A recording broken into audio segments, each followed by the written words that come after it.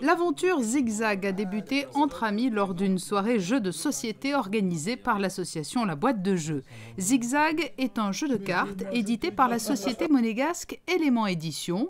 Il est né de l'esprit fertile de passionnés de jeux, avec un coup de pouce de taille également, le prix de la Jeune Chambre économique de Monaco, remporté lors du concours de création d'entreprise.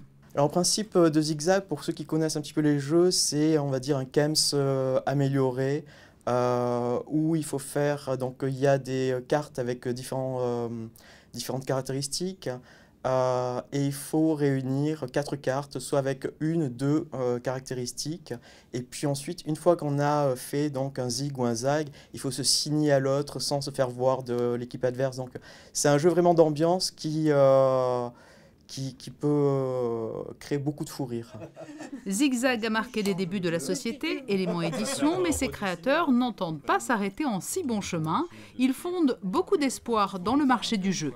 C'est vrai que c'est un marché qui a de plus en plus d'adeptes. Déjà, il y a de plus en plus de gens qui font du jeu de société. Les familles reviennent aux jeux de société de plus en plus. Et on voit aussi qu'il y a de plus en plus de créateurs de jeux, de sociétés d'édition, parce que justement c'est un marché porteur.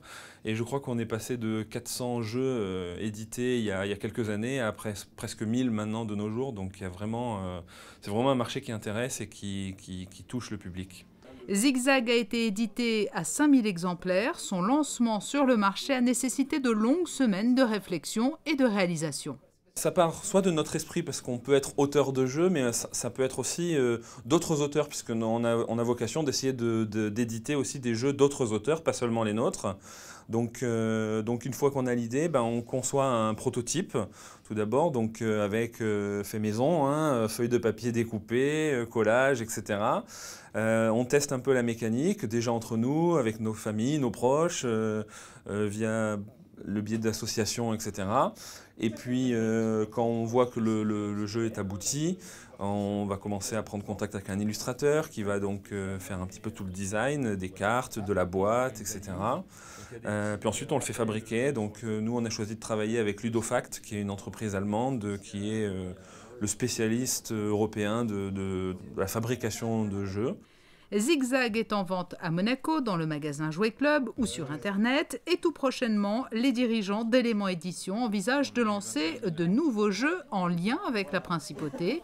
Ils auraient pour thématique le cirque et la préservation de l'environnement et des espèces menacées. Des légumes croquants, un pavé de queue de crevette, un velouté tiède de courgettes ou encore une soupe fraîche. Quels que soient les plats proposés au restaurant Elsa, tout est bio. Le restaurant du Monte Carlo Beach vient d'être certifié bio. C'est le premier restaurant gastronomique de la région PACA à obtenir cette certification. Pour cela, le chef exécutif Paolo Sarri doit connaître l'origine, la traçabilité, notamment des 158 ingrédients proposés sur sa carte. Il travaille avec des fournisseurs alimentaires ayant eux-mêmes la certification agriculture biologique, comme par exemple ici à Saint-Janet, chez Jean Tonelli, bien connu de la principauté.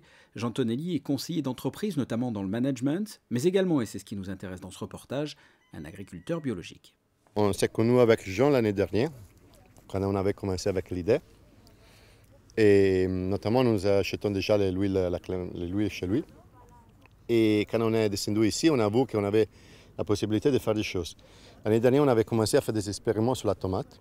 Et donc, je lui demandais si cette année, il pouvait planter la même quantité de tomates qu'on avait plantées l'année dernière. Et comme vous avez vu, on a 140 qualités de tomates.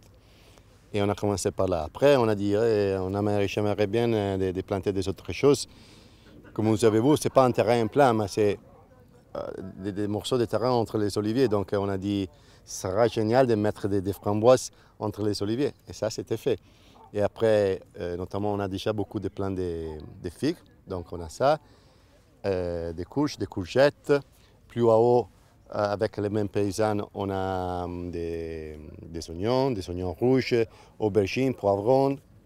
Et donc, on a mis ensemble un peu tous les produits caractéristiques de la Provence. Ce sont en tout 4,5 hectares sur un sol naturel et surtout sans pesticides. On ne fait pas de l'agriculture contre la nature, on fait de l'agriculture avec la nature. Et moi aujourd'hui, on traite très peu, même pas en bio, on laisse tomber et on se contente de ce qu'on a et ça marche très bien. Vous avez vu les framboises, elles n'ont jamais vu un produit chimique. elles n'ont rien vu. Elles ont vu de l'eau, mais elles sont paillées au pied. On a essayé de recréer au pied les conditions d'un sous-bois en broyant des branches, on appelle ça le BRF. On a fait des systèmes. En fait, on raisonne système. Et à partir de là, ça pousse. Le restaurant Elsa est donc le premier restaurant gastronomique de la région PACA à obtenir cette certification bio. Paolo Sarri se fournit chez des agriculteurs, des bouchers, des volaillers de la région et même jusqu'en Italie.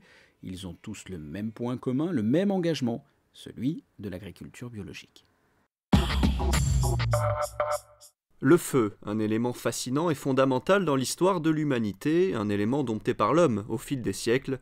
Le feu, c'est le thème d'une exposition à découvrir au musée d'anthropologie de Monaco jusqu'au 13 septembre prochain.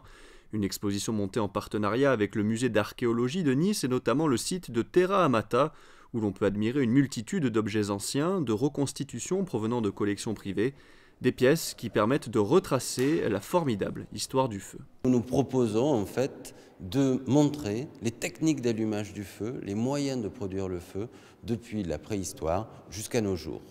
Donc depuis les premiers foyers jusqu'aux briquets de type briquet à gaz jetable par exemple. Alors en contexte préhistorique, pré-industriel, on va dire qu'il y a deux stratégies principales. La friction du bois, on va frotter deux morceaux de bois qui vont chauffer et permettre ainsi d'obtenir une braise, ou la percussion de la pierre. On va prendre deux pierres, on va les percuter et ainsi on va obtenir des étincelles.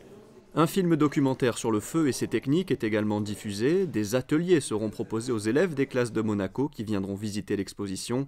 Ils pourront toucher les objets et découvrir notamment en exclusivité le briquet en acier. L'exposition à la conquête du feu, c'est jusqu'au 13 septembre 2013 au musée d'anthropologie. Une date à retenir pour les amateurs de pétanque, les 5 et 6 septembre prochains, la finale des Masters de pétanque pour la première fois à Monaco et surtout dans un écrin exceptionnel, la place du Palais. La finale de pétanque à Monaco a un intérêt commun. Il doit y avoir deux bénéficiaires, la pétanque et la principauté. La pétanque parce qu'elle va gagner ses lettres de noblesse sur la place du Palais, c'est un véritable écrin qu'elle n'a jamais eu jusqu'à présent, même s'il y a eu des endroits prestigieux, des arènes, le pavillon Baltard et autres. Il n'y a rien qui vaut, je pense, la place du Palais.